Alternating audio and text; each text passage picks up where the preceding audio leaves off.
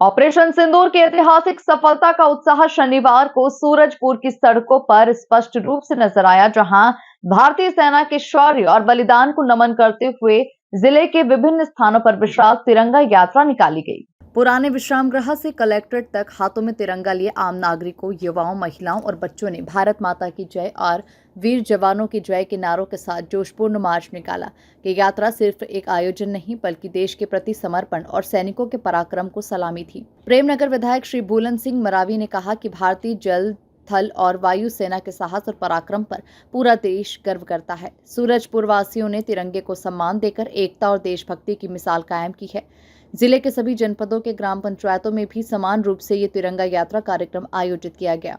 हर आयु वर्ग के लोग पूरे जोश और समर्पण के साथ शामिल हुए।